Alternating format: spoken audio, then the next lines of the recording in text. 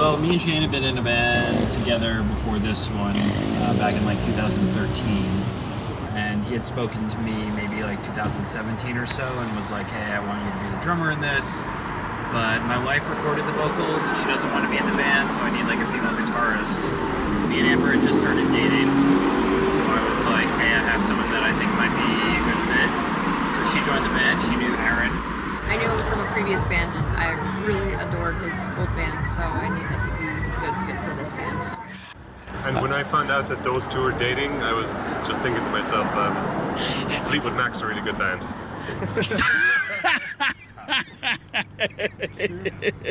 That's a nice way of putting it. Still time for Shannon and Amy? Yeah, me and Aaron need to start dating. Y'all be sharing a bed tonight. Oh, is that how it works? The budget dictates what happens. The relationship of convenience.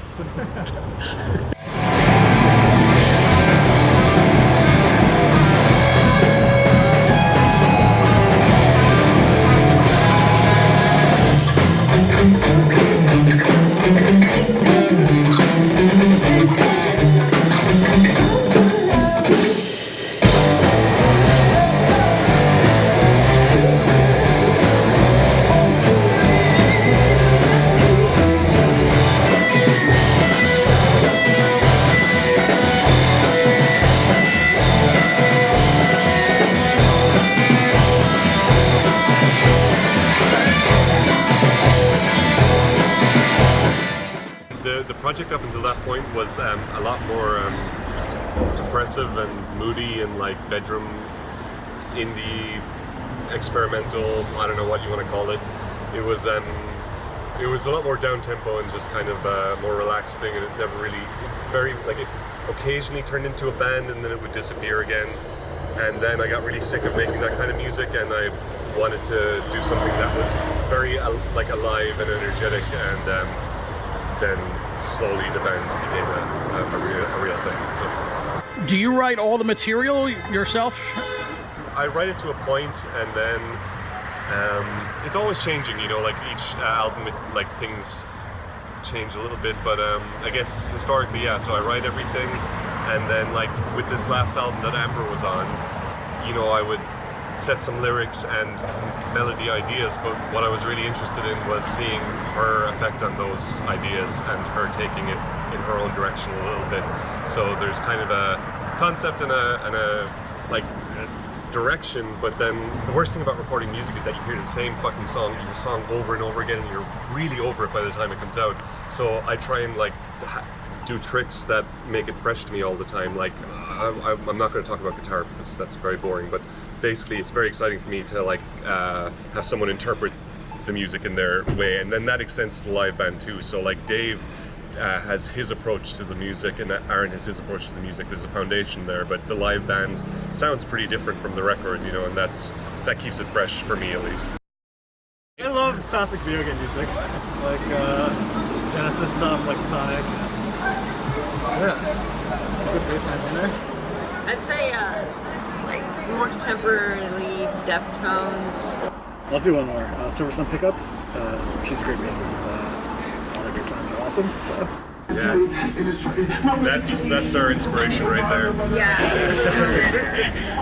Actually, you know, in a way, like car noises and banging steel is a bit of an influence, but like over the last 4 years, John Mayer's been a big influence. Not at all like in terms of I don't want to make that type of music, but I fucking listen to it all the time. What else, man? What else? We love Daughters. I feel like that really defines a lot of our sound. Daughters and the band Health.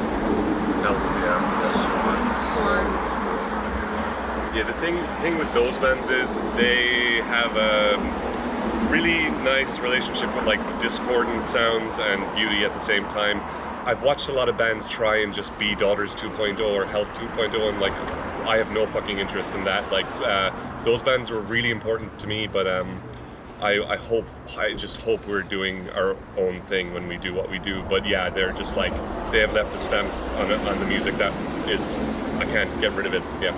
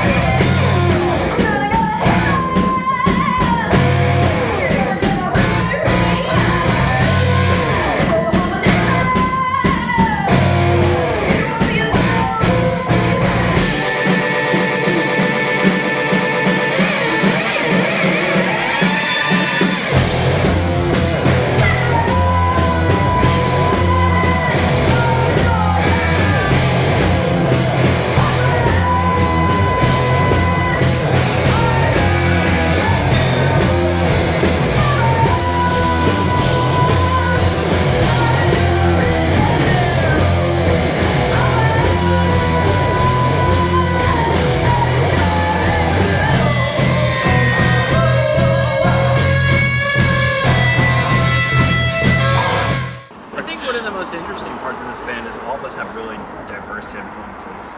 Like I'm coming from a jazz background, Shane is coming from like a much more like self-taught rock and roll background, Amber is like more classically trained kind of person, Aaron's got this whole like, you know, pop rock and roll thing going on. So I think when that all comes together, it makes for a really interesting cocktail.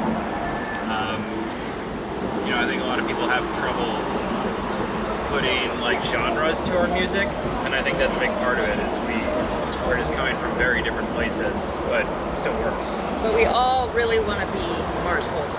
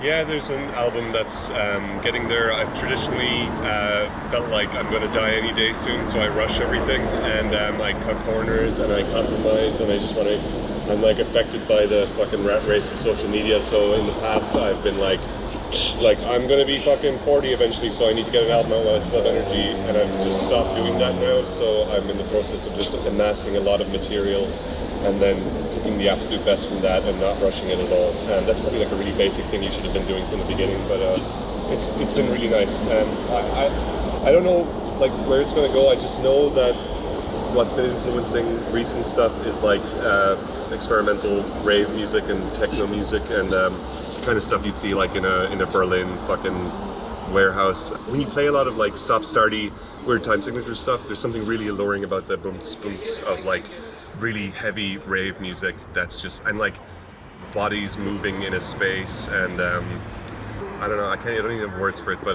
that's what's speaking to me at the moment, and yeah, we'll see what comes of it.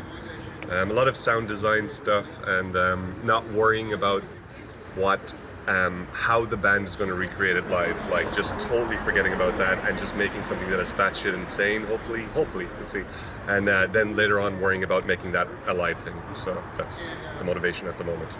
And sounds like that's kind of how you've approached it in the past. I tried, but I think I compromised a little bit. I think I was like thinking too much about how this will sell and like how I can make, I don't know, just like game the system or something, and thinking too much about, I don't know, presenting a certain image, and I'm trying to like eradicate that and just make it a little bit more pure. We'll see how it goes. Social media is a very evil virus that twists art. When you're thinking about the audience, that always fucked with art, but nowadays you're thinking about like the world audience and like every post you make and stuff. And it's when you're making stuff and you're thinking about the result of like the cool person in a scene reacting to it, you just make the worst shit ever. So I'm trying to not do that. From what I've been able to pick up on it, it seems like that sort of thing is a theme on some of the new material from Opt Out in particular. Yeah, I think so. Yeah, there's just a theme of just like, I mean, like it's sometimes it's like incredibly misanthropic, and sometimes it like celebrates human beings as being like the most beautiful thing in the world, and it's kind of like back and forth between those two things, because people are really rough to be around sometimes, and they do really stupid fucking things, and then they're also amazing, and life is like really beautiful. At the end of the day, it is a hopeful message. It's not a nihilistic message. I'm so fucking over that shit. Like, I like going into incredibly dark tones and atmospheres and vibes, but there being like an overall positive message that you can like survive that horrible shit, basically, and I hope that comes out. Yeah, some of it's a little lighter than others, like me and Dave, or I mean, all of us, I guess, are into video games to varying degrees and that kind of culture, and we all, I mean, like, we're all just like you and everyone else, we're all like part of the social media shit, but you know, we also enjoy just like having a humor side to the band, I think, and I think that comes out live, where like, especially when Dave talks in between songs and stuff, and kind of like chaperones the night a little bit, like we don't like talk too directly about the message of the band, but it's like fun to just lean into the absurdity of like video game culture, or I don't know, the AAA sphere of video games, and yeah, try not to bore Amber too much with it, I guess. You guys just play different games than I do. Yeah. Fuck y'all. Oh, I thought you meant with what we were talking about for a second. A shark at Dr. Mario. Don't ever say Dr. Mario again. I believe it, man, and I fucking suck at Mario, so. You just reminded me, sorry, this is like, as a little aside, you're asking what's like a big influence, and I said John Mayer, but you know what's like a huge fucking influence? The fucking fashion of the henchmen in all the John Wick movies. Especially the fourth one. Those guys in fucking Berlin, the Ruscaroma family shit. Those fucking weirdos, guys with tattoos on his face. I don't know what I'm pointing to there, but like stylish fucking shootouts is what guitar solos should be. Okay, back to the original line of questioning about video games and all that shit. Okay, thank you. Sorry. My favorite video game is Super Mario Galaxy, and I even have a tattoo. Oh, nice. Mind if we zoom in for a moment? Oh yeah, go for it. See that, internet?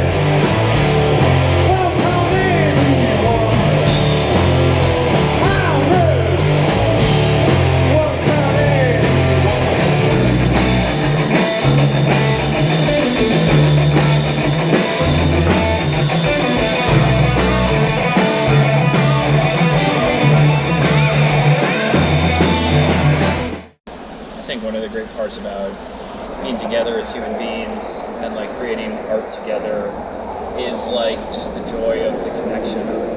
And I think that's something that's really lost in like the digital sphere of like creation together and just like being with other people and like just connection, you know? So I think for me that's like a big theme of the band. I don't know necessarily the music, but like just, you know, for people who have come together to like create something that we all believe in, and just being in it, you know, being in the moment, being on the road here. We're all tired and smelly and just want to go lay in a bed, but, you know, we made some time to chat with you about what we do. Well, thank you for doing so. And these things are rarer and rarer these days. It feels like the push to be indoors and order in and not talk to other people is super high. And I fucking love doing that shit too, so I'm trying to push myself out of that. There's so many billionaires right now just like trying to like take art, you know, like right in this moment, like there's just so many people who have so much that are trying to take it from people who are just like getting by and like trying to be creative, and like they want that power, like to like be able to deliver messages and make beautiful things, and we have to like take care of each other and like create spaces that like we can be ourselves in and do things that they can't own. Hey, fucking man. Preach. Hell yeah. Aaron, you need to talk more. I think so. Thank you for doing this again. Thanks for having me, Thank man. you, dude. It's Yeah, so thank you. it's so sweet. Thank you. Really appreciate it. No problem.